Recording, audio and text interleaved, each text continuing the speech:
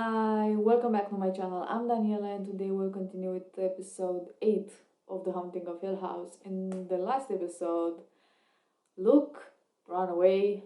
He took Theo's car and Shirley's credit card, so I'm assuming he's going to the Hill House. It was also Nell's funeral and some things happened, of course. Nell show up trying to kind of save Luke from their mother's ghost. I don't even know how to call them. Are they ghosts? And the second time their mother show up was at the funeral house, and Theo and Hugh kind of had an encounter with her. Was freaky. She was looking really scary. She has that cut on her forehead, on her head. I don't know from where, but doesn't look good. Like I kind of understand why the police had a hard time, believing Hugh. Anyway, as usual, I got something to drink. The episode is ready to start, so without further ado, let's do this. Homework, honey.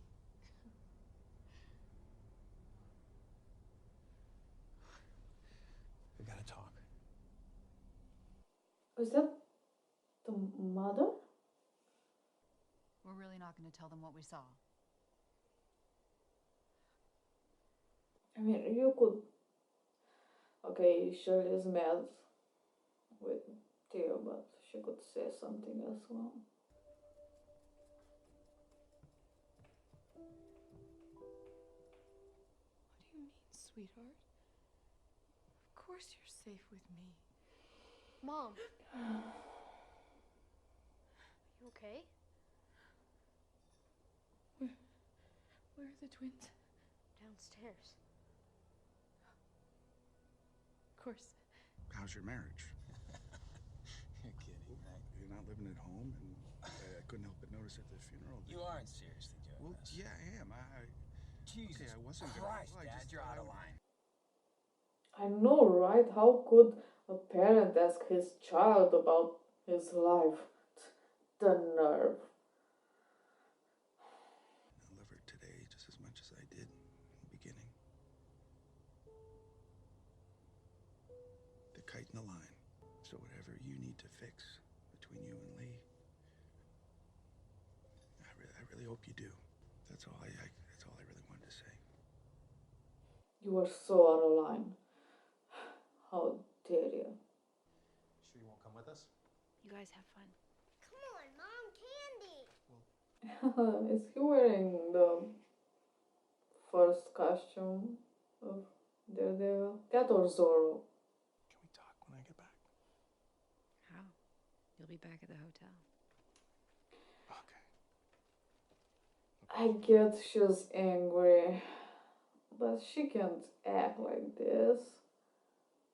It's her husband. Like, have a discussion like two mature human beings.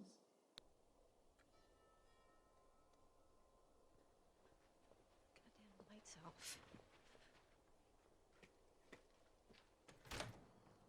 You said no candy. Ha. They could smell the candy. I saw the police reports. Her skull cracked like a melon All when right, she Steve, hit the why don't you desk. just, There was blood all over the library carpet. There were bruises on her upper arms because someone grabbed her pretty hard. Okay, Steve. And a contusion on the back of her head from being shoved into a wall. Her ankle was twisted. Threw us in a car, you left her there alone, and she threw herself off the goddamn staircase, and that was your best? Where did you find it? The game room. The what room? Upstairs.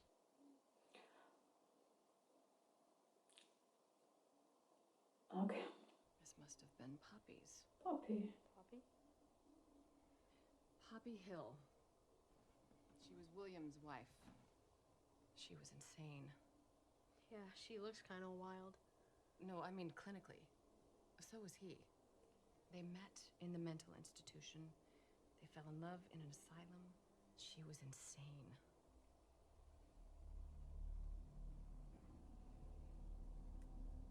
No, don't paint over it. Still there. Oh.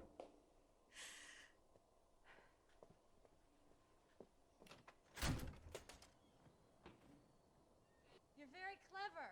And a good How runner. about you try another house? I'm not in the fucking mood.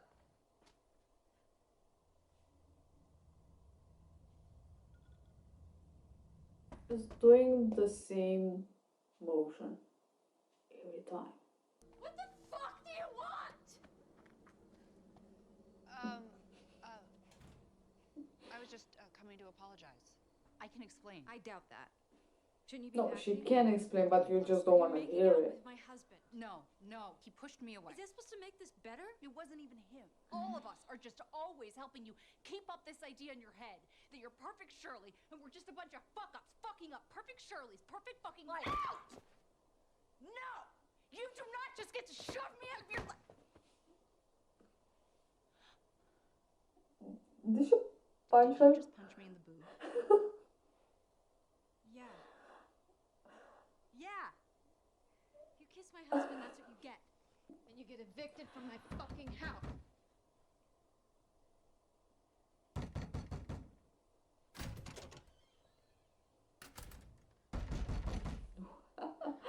Wow.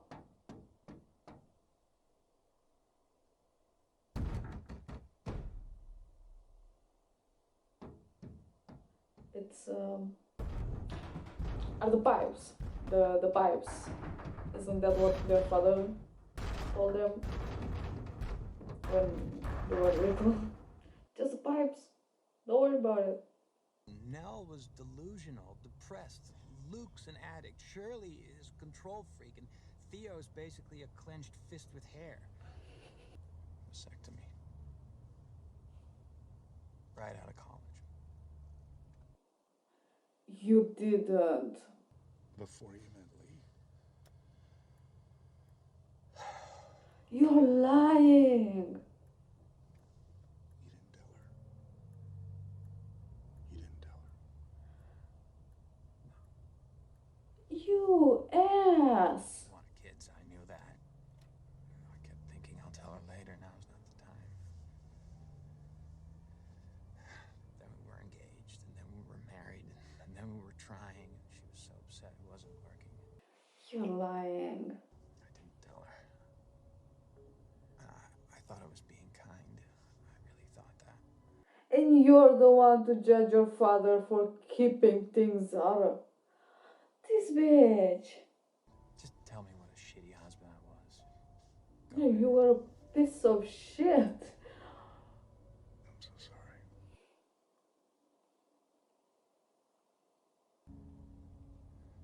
I'm so sorry, son. Thank you. Thank you. I love it.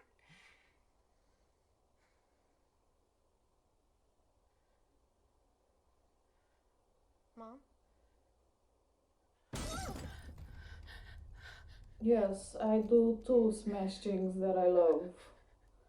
Who doesn't? And then he filled up some cans, like 5 cans. 5 cans, you say?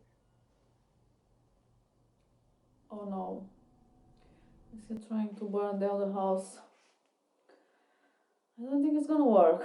Like, wouldn't anybody else like try to burn it? That little story about the vanity you painted for your mother? That's a story about a schizophrenic woman having a manic episode in front of a mirror.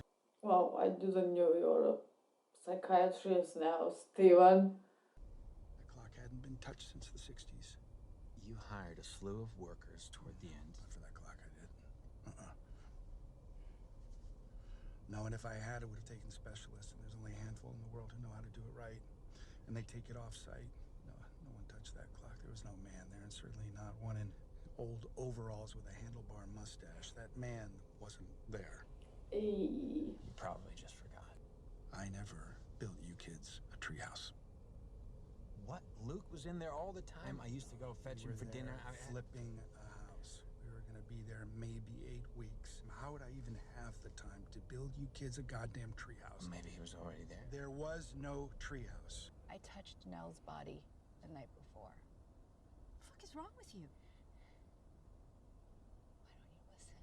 I don't know. Because I'm telling you. I'm trying to tell you. I don't need to hear your excuses. I'm not making excuses. She's...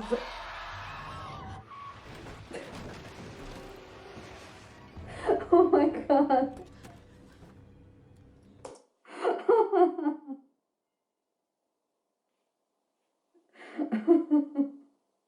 No, god damn it. There is other ways to make people stop arguing.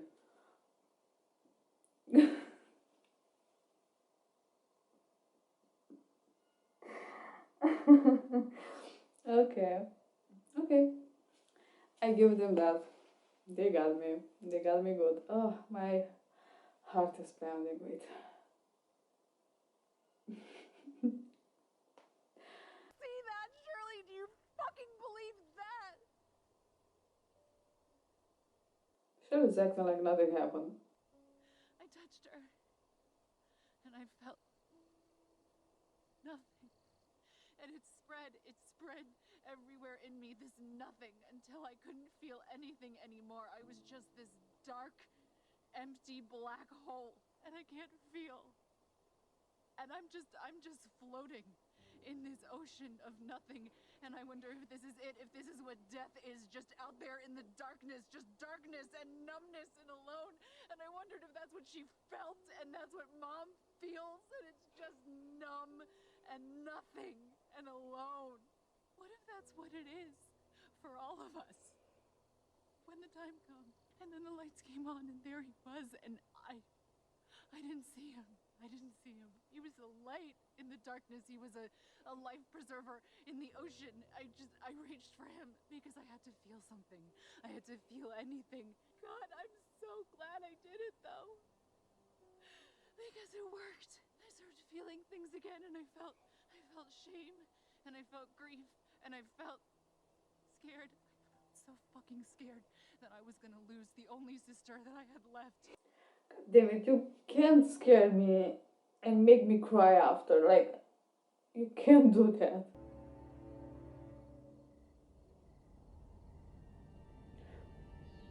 Oh my god.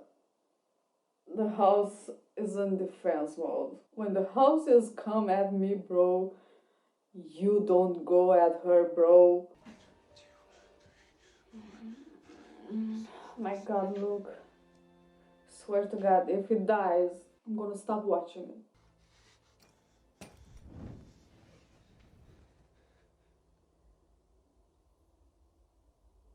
Oh my god, oh my god, oh my god. Why is she dressed in red? Poppy! Poppy, you bitch! No, don't. And god fucking damn it.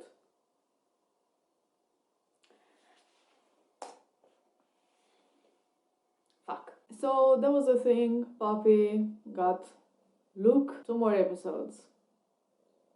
He made it this far. So now I'm like, if you said it is true that the treehouse is not real. So now I'm pretty sure that the rest of the rooms are not real either. And I'm talking about the Theo's dance studio, the toy room, because Miss Dudley was what's toy room, and now in this episode about the game room, like, if anyone would know what's going on in the house, where the things are, it's Miss Dudley. So if she doesn't know what they are talking about, who else? Like, they are not real. And also Shirley had like a reading room. In her episode, she was in a room where there were like a bookshelf, and she was pulling a photo album, was looking at the photos. So that is not real as well. Also, they all had that window in the middle, the same one. So I also think that it's the red room. They were always inside the red room, but they just didn't realize because of what happened in Theo's episode when she was dancing or whatever, and the door, the bangs on the door look like what Shirley did in the first episode, I guess. It was first episode or her episode, one of the two, when she was trying to get inside the red room. Is it wrong if I call Steven an asshole? Just asking. Like, he lied all this time to his wife about something so important. Made her believe for, I'm guessing, more than 2.5 years that kind of she's the reason that they don't have kids, and never crossed his mind to tell her. Like, it's really not fair. Not fair towards her. He should have told her from the beginning. She might not wanted to continue the relationship, but also maybe like adoption. If he's so afraid, of passing his crazy genes to his kids, adopt. That's a thing that exists. I think he's just afraid of facing his fears, like any fear, the fear of probably losing her, not thinking about her, just at himself, so he's kind of selfish as well. His fear of unknown, he masks everything with a rational thought. Every time he sees something, no, it's not there, it's impossible.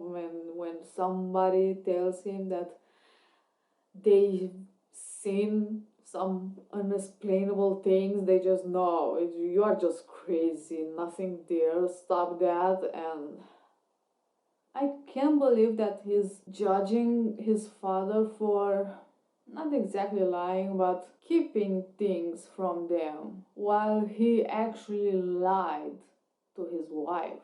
Like, it's not the same thing. Their father was trying to protect them, because it's really hard to explain what actually happened in that house, especially to kids. And now that they are older, especially Steven, he wouldn't believe him anyway. And if I am right about Olivia trying to poison Nell and Luke, how exactly do you explain that? Like, yeah, your mother was trying to poison you.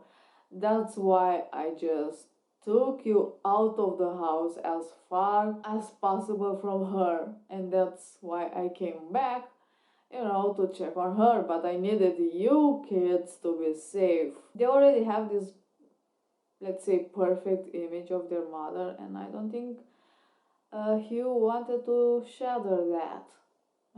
In a way, I feel that he chose to be the bad guy. But I also kind of understand where Steven's coming from with his feelings towards his father. What he knows about his mother is that, she had bruises and a concussion, and because she hit a wall, broken ankle. It's hard not to imagine a lot of things that might happen between her and his father. But like, Steven wanna hear only what he wants. I guess he wants to hear Hugh taking the blame and not taking enough care of their mother, and that's it. Doesn't matter what exactly happened in the house for him, because it's not real, it doesn't exist, and she was mentally ill and schizophrenic, and because he's such a great judge of character, I don't know. Shirley also is a real thing. She's so stubborn, is actually unbelievable. She doesn't care about different opinions. And she's so angry 24/7. God damn. I understand. Her sister died, and it wasn't pretty. Her husband lied to her about the money. She also kind of saw him with Theo in the closet, which nothing actually happened. What?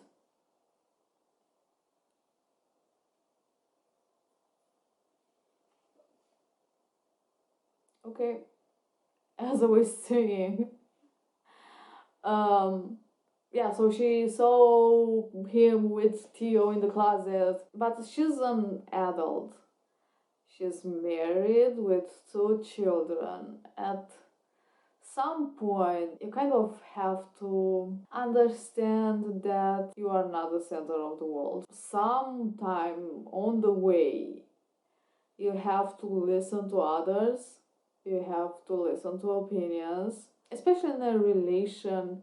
And like, it doesn't matter if it's like love or just friends, or if you have a connection with someone and something happened, you kind of owe them to listen to them, maybe talk things out, find some reason, even if after you want to just end things, but at least you listen the other's perspective.